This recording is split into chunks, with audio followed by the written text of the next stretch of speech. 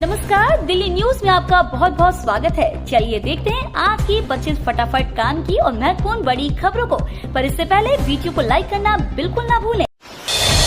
दिल्ली सरकार ने आज गुरु रविदास जयंती पर सार्वजनिक अवकाश का किया ऐलान। दिल्ली सरकार ने आज संत रविदास जयंती के मौके पर सार्वजनिक अवकाश का ऐलान किया। इससे पहले नवंबर में सरकार ने इस मौके पर रिस्ट्रिक्टेड हॉलिडे का ऐलान किया था, लेकिन अब उस नोटिफिकेशन को रद्द कर दिया गया है। सोमवार को एक आधिकारिक अधिसूचना जारी करके बताया गया कि गुरु रविदास जयंती के मौके पर आज पब्लिक हॉलिडे यानी सार्वजनिक अवकाश होगा। आज दिल्ली सरकार के तहत आने वाले सभी दफ्तर, स्वायत्त संस्थाएं, सार्वजनिक उपक्रम और स्कूल बंद रहेंगे। में महिलाओं को जल्द मिलने वाले हैं 2,500 रुपए की पहली किश्त। दिल्ली की जनता ने जनादेश दे दिया है और इस बार आम आदमी पार्टी नहीं बल्कि भारतीय जनता पार्टी को सत्ता पर बिठाया है। 27 साल बाद 70 में से 48 सीटें हासिल कर वापसी करने वाली बीजेपी ने अपने चुनावी घोषणा पत्र में दिल्ली की महिलाओं को हर महीने 2,500 रुपए देने का ऐलान किया था। अब बहुमत के साथ सरकार बनाने वाली बीजेपी सरकार अगले महीने यानी मार्च 2025 से महिलाओं को 2,500 रुपए प्रति माह लाभ दे सकती है। जी हाँ, मीडिया रिपोर्ट्स के मुताबिक अगले महीने से ही दिल्ली की महिलाओं को ये आर्थिक सहायता मिलनी शुरू हो जाएगी।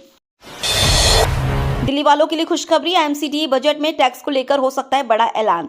दिल्ली वालों को जल्दी खुशखबरी मिल सकती है। सूत्रों ने बताया कि दिल्ली नगर निगम अपने आगामी बजट में टैक्स में बढ़ोतरी नहीं करेगा। इसके साथ ही इसमें शिक्षा और स्वास्थ्य सेवा को प्राथमिकता दी जाएगी। एमसीडी हाउस और कमर्शियल गाड़ियों पर टैक्स वसूलता है। एमसीडी बजट 2025-26 गुरुवार को आयुक्त अश्विनी कुमार पेश करेंगे। मीडिया रिपोर्ट्स के मुताबिक इस बार बजट में बढ़ोतरी हो सकती है। एमसीडी ने पिछले साल वित्तीय वर्ष 2024-25 के लिए 16,683 करोड़ रुपए का बजट पारित किया था। केजरीवाल संजय सिंह पर एक्शन लेगा एंटी करप्शन ब्यूरो। 15 करोड़ के ऑफर के दावे पर भेजा था notice. Delhi anti corruption bureau आम आदमी पार्टी के नेताओं के खिलाफ कानूनी कार्रवाई करने की तैयारी में। इनमें दिल्ली के पूर्व सीएम अरविंद केजरीवाल, मुकेश अहलावत और संजय सिंह शामिल है। सूत्रों के अनुसार एसीबी की तरफ से भेजे गए नोटिस का जवाब न मिलने पर यह कदम उठाया जा सकता है। अगर आपकी ओर से कोई जवाब नहीं दिया गया तो एसीबी दिल्ली पुलिस को लेटर लिखकर इन नेताओं के खिलाफ कानूनी कार्रवाई की सिफारिश करेगी। नोएडा एक्सप्रेसवे पर गाड़ी हुई खराब तो भरना पड़ सकता है 20,000 रुपए तक का जुर्माना। नोएडा ट्रैफिक पुलिस ने एक्सप्रेसवे पर जाम से निपटने के लिए नया चालान घोषित किया है। पुलिस ने नोएडा एक्सप्रेसवे को ब्रेकडाउन चालान क्षेत्र घोषित किया है। इसका मतलब है कि अगर कोई गाड़ी खराब हो जाती है और ट्रैफिक में रुकावट पैदा करती है तो पुलिस चालान जारी कर सकती है और गाड़ी को जब्त भी कर सकती है। इस कदम की जरूरत इसलिए महसूस हुई क्योंकि एक्सप्रेसवे पर गाड़ियों के खराब होने की घटनाएं आम है और इससे ट्रैफिक जाम हो जाता है। हर दिन लगभग 5 लाख लोग इस एक्सप्रेसवे का उपयोग करते हैं जो नोएडा, ग्रेटर नोएडा और दिल्ली के साथ साथ यमुना एक्सप्रेसवे को भी जोड़ता है। बीते मंगलवार से शुरू हुआ भारत ऊर्जा सप्ताह, पीएम मोदी किए वर्चुअल उद्घाटन।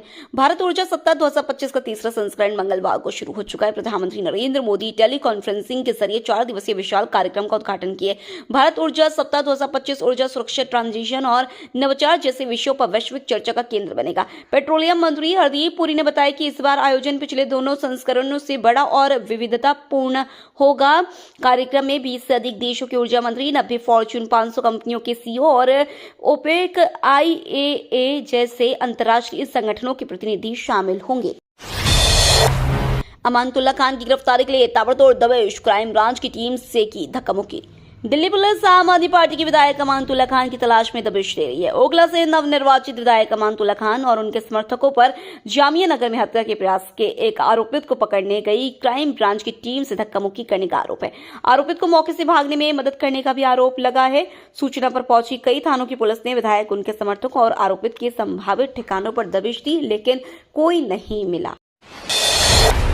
दिल्ली सरकार के लिए सीएम प्लस टीम के लिए बीजेपी में मंथन, जातिगत समीकरणों पर खास फोकस। 27 साल बाद विधानसभा चुनाव में जीत हासिल करने के बाद अब दिल्ली में सरकार के गठन को लेकर बीजेपी में विचार विमर्श चल रहा है। हालांकि यह लगभग तय है कि प्रधानमंत्री के दिल्ली लौटने के बाद ही मुख्यमंत्री और कैबिनेट मंत्रियों के नामों को फाइनल किया जाएगा। फिलहाल पार्टी के नेताओं का भी मानना है कि सरकार में किसकी क्या भूमिका होगी यह पार्टी का शीर्ष नेतृत्व ही तय करेगा। हाल ही के वर्षों में पार्टी नेतृत्व में ऐसे मामलों में चौंकाने वाले फैसले लिए हैं, इसलिए पार्टी के सीनियर लीडर भी ये बताने की स्थिति में नहीं है कि महत्वपूर्ण 10 पदों के लिए किसका नाम फाइनल होगा। नीट यूजी के लिए पंजीकरण हुए शुरू, फॉर्म भरते समय ना करें ये गलती। चिकित्सा क्षेत्र में एक करियर बनाने की चाह रखने वाले युवाओं के लिए नेशनल टेस्टिंग एजेंसी ने national eligibility cum entrance test के पंजीकरण की प्रक्रिया 7 फरवरी देर शाम शुरू कर दी गई है। इसके लिए अभ्यर्थियों को नीट की आधिकारिक वेबसाइट neet.nta.nic.in पर लॉग इन करना होगा। अभ्यर्थी 7 मार्च रात 11:50 पर तक आवेदन कर सकेंगे। बैठक के बाद पहले प्रवेश वर्मा फिर मनजिंदर सिरसा नड्डा से मिलने उनके घर पहुंचे। रविवार शाम दिल्ली के भाजपा विधायकों की बैठक हुई। बैठक के बाद दिल्ली की राजौरी गार्डन विधानसभा सीट से भाजपा विधायक मनजिंदर सिंह सिरसा ने बताया, बैठक में पानी, सीवेज, यमुना जल की सफाई पर चर्चा हुई। तय किया गया कि ये काम प्राथमिकता पर करने हैं। भाजपा को बहुमत मिलने के बाद विधायकों की यह पहली बैठक थी। बैठक के बाद प्रवेश वर्मा और मनजिंदर सिंह सिरसा ने अलग अलग जाकर राष्ट्रीय अध्यक्ष जेपी नड्डा से उनके आवास पर मुलाकात की।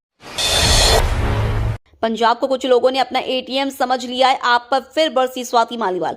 दिल्ली विधानसभा चुनाव में आम आदमी पार्टी को करारी शिकस्त मिली है। हार के बाद स्वाति मालीवाल के कई बयान सामने आए। मालीवाल ने एक बार फिर नाम लिए बगैर आप और अरविंद केजरीवाल पर हमला किया। स्वाति ने सोशल मीडिया प्लेटफॉर्म एक्स पर पोस्ट करके कहा कि पंजाब के कुछ लोगों ने अपना एटीएम समझ लिया है। मालीवाल ने आरोप लगाया कि अरविंद केजरीवाल ने जब से दिल्ली हारी है तब से अपनी राजनीति को जिंदा रखने के लिए पंजाब की तरफ अपनी प्लानिंग कर रही है।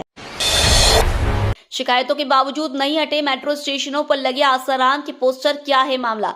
मेट्रो ट्रेनों के अंदर और मेट्रो स्टेशनों के प्लेटफॉर्म पर विज्ञापन पैनल्स में लगे एक विज्ञापन को लेकर पिछले कुछ दिनों से डीएमआरसी को कई शिकायतें मिल रही है। इस विज्ञापन में 14 फरवरी को वैलेंटाइंस डे की बजाय पेरेंट्स वर्शिप डे के रूप में मनाने की अपील की गई है।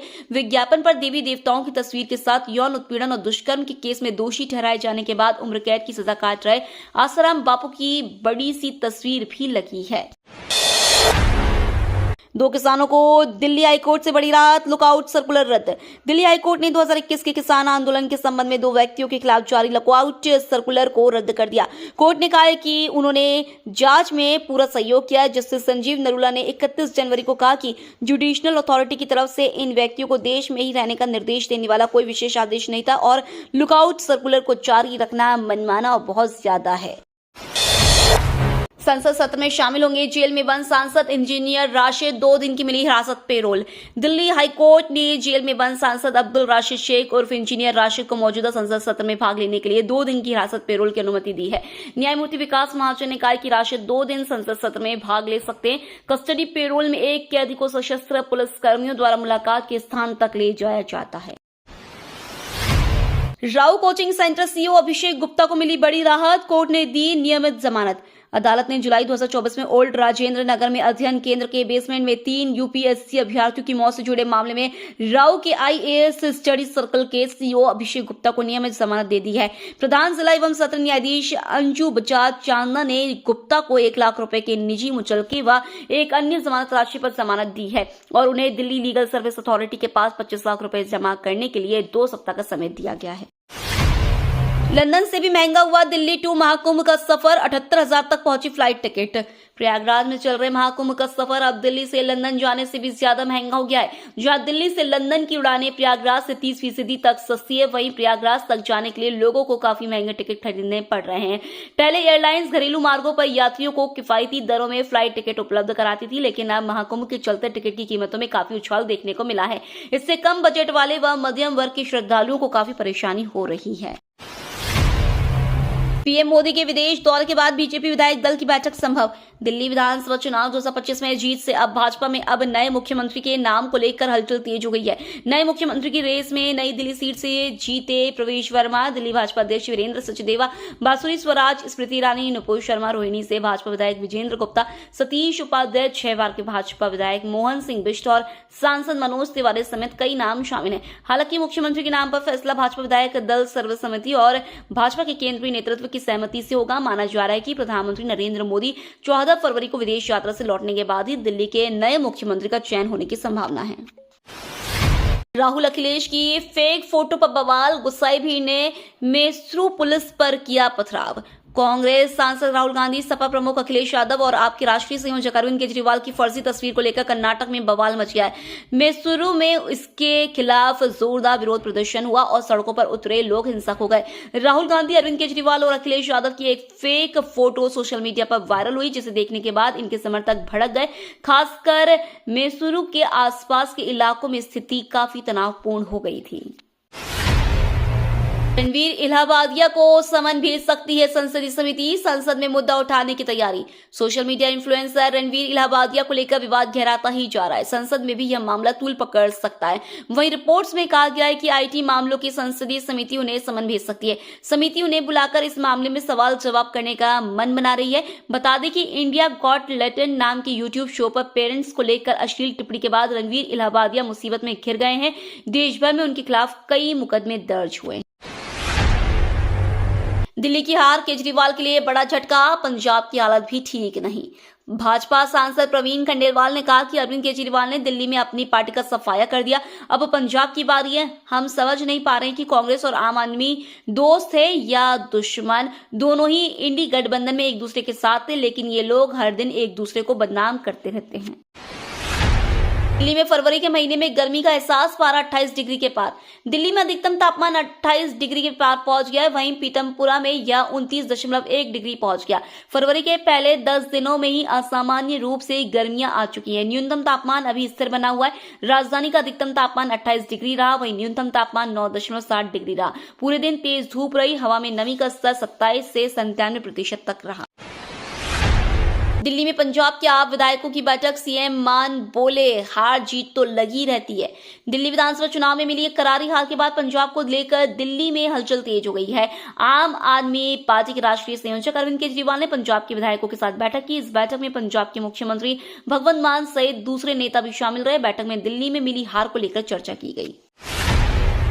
महाकुंभ में हर दिन गंगा यमुना से ट्रैश स्कीमर निकाल रही 10-15 टन कचरा।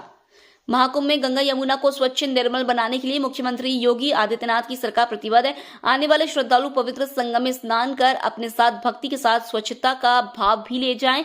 इसके लिए प्रयागराज नगर निगम मुख्यमंत्री जी के विजन को साकार करने में लगा हुआ है। न केवल मैनुअल बल्कि आधुनिक तरीके से भी गंगा यमुना के संगम को स्वच्छ बनाने का काम हो रहा है। इसके लिए बाकायदा ट्रैश स्कीमर मशीन लगाई गई है। यह मशीन हर दिन गंगा यमुना से 10 से 15 टन कचरा निकाल रही है।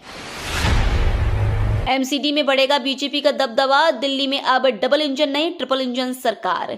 दिल्ली में बीजेपी की सरकार बनने के बाद एमसीडी मेयर और स्टैंडिंग कमेटी चेयरमैन बनाने की चाबी अब बीजेपी के हाथों में होगी। अगर ऐसा संभव हुआ तो दिल्ली में बीजेपी की डबल इंजन नहीं बल्कि ट्रिपल इंजन सरकार हो सकती है। ऐसा इसलिए संभव होगा कि एमसीडी में हर साल रोटेशन के हिसाब से जिन 14 विधायकों को मनोनीत किया जाता है वह मेयर चुनाव में सारे समीकरण बदल सकते हैं। 11 पार्षदों और 1 मनोनीत पार्षद के विधायक बन जाने के बाद भी एमसीडी में बीजेपी और आम आदमी पार्टी की संख्या बल में अंतर काफी कम है।